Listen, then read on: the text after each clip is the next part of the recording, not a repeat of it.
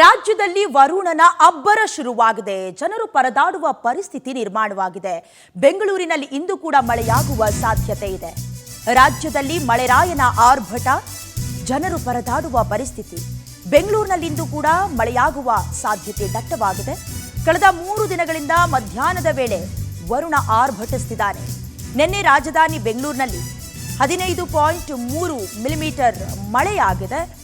ಬೆಂಗಳೂರು ಮಾತ್ರವಲ್ಲದೆ ರಾಜ್ಯಾದ್ಯಂತ ಹಲವು ಕಡೆ ಮಳೆಯಾಗತ್ತೆ.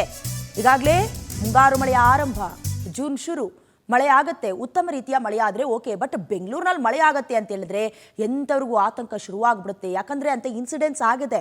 ಮುಂಗಾರು ಪೂರ್ವದಲ್ಲಾದಂಥ ಇನ್ಸಿಡೆಂಟ್ಸ್ ಸಾಕ್ಷಿ ಅದಕ್ಕೆ. ಬೆಂಗಳೂರಿನಲ್ಲಿ ಇಂದು ಯೆಲ್ಲೋ ಅಲರ್ಟ್ ಘೋಷಣೆಯಾಗಿದೆ. ದಕ್ಷಿಣ ಒಳನಾಡು, ಕರಾವಳಿ ಭಾಗದಲ್ಲಿ ಮಳೆಯ ಮುನ್ಸೂಚನೆಯನ್ನ ನೀಡಲಾಗಿದೆ. ಇಂದು ಒಟ್ಟು 19 ಜಿಲ್ಲೆಗೆ ಯೆಲ್ಲೋ ಅಲರ್ಟ್ ಘೋಷಿಸಲಾಗಿದೆ. ಅದರಲ್ಲಿ ಬೆಂಗಳೂರು ಗ್ರಾಮಾಂತರ, ಮಂಡ್ಯ, ಮೈಸೂರು, ಹಾಗೆ ರಾಮನಗರ, ಕೋಲಾರ, ಚಿಕ್ಕಬಳ್ಳಾಪುರದಲ್ಲೂ ಕೂಡ ಯೆಲ್ಲೋ ಅಲರ್ಟ್, ಭಾರಿ ಮಳೆಯಾಗುವ ಸಾಧ್ಯತೆ ಇದೆ ಅಂತ ತಿಳಿಸಲಾಗಿದೆ.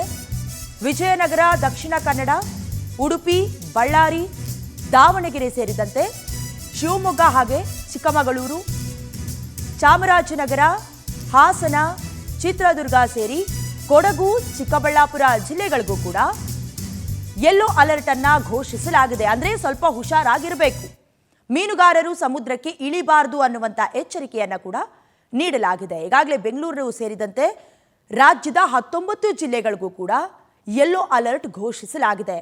ಇನ್ನು ಕರಾವಳಿ ಪ್ರದೇಶದಲ್ಲೂ ಕೂಡ ಮೀನುಗಾರರು ಸಮುದ್ರಕ್ಕೆ ಇಳಿಬೇಡಿ ಅನ್ನುವಂಥ ಸೂಚನೆಯನ್ನ ನೀಡಲಾಗಿದೆ. ಈ ಬಾರಿಯ ಮಳೆ ಉತ್ತಮ ರೀತಿಯಲ್ಲಾದರೆ ಓಕೆ, ಕೃಷಿ ಚಟುವಟಿಕೆಗಳು ಕೂಡ ಗರಿಗೆದರ್ತವೆ. ಆದರೆ ಅಲ್ಲಲ್ಲಿ ಕಟ್ಟಡಗಳು ಕುಸಿಯೋದು ಅಥವಾ ಮರಗಳು ಬುಡ ಸಮೇತವಾಗಿ ಬೀಳೋದು ಎಲ್ಲವನ್ನ ಜಾಗೃತಿ ವಹಿಸಬೇಕಾಗತ್ತೆ, ಹುಷಾರಾಗಿ ಓಡಾಡಬೇಕಾಗತ್ತೆ. ಬೆಂಗಳೂರಿನಲ್ಲಿ ಇವತ್ತು ಕೂಡ ಮಳೆಯಾಗುವ ಸಾಧ್ಯತೆ ಇದೆ ಅಂತ ಹವಾಮಾನ ಇಲಾಖೆಯಿಂದ ಸೂಚನೆಯನ್ನ ನೀಡಲಾಗಿದೆ. ವರುಣನ ಆರ್ಭಟ ದೊಡ್ಡ ತಲೆನೋವು ಕಾರಣವಾಗುತ್ತೆ. ಎಷ್ಟೋ ರಸ್ತೆಗಳಲ್ಲಿ ಅಥವಾ ರಸ್ತೆಯಲ್ಲಿ ಕೆರೆ ಇದೆಯಾ, ಕೆರೆಯಲ್ಲಿ ರಸ್ತೆ ಇದೆಯಾ, ಓಡಾಡೋದಕ್ಕೂ ಗೊತ್ತಾಗೋದಿಲ್ಲ. ಎಲ್ಲೆಲ್ಲಿ ಗುಂಡಿ ಬಿದ್ದಿರತ್ತೆ ಕಾಣಿಸೋದಿಲ್ಲ. ಬೆಂಗಳೂರು ಸೇರಿದಂತೆ ಬೇರೆ ಬೇರೆ ಜಿಲ್ಲೆಗಳಿಗೂ ಕೂಡ ಸದ್ಯ ಯೆಲ್ಲೋ ಅಲರ್ಟ್ ಅನ್ನ ಘೋಷಿಸಲಾಗಿದ್ದು ಜಾಗೃತರಾಗಿರಿ ಅಂತ ಹವಾಮಾನ ಇಲಾಖೆ ಗೈಡ್ಲೈನ್ಸ್ ಅನ್ನ ಹೊರಡಿಸಿದೆ.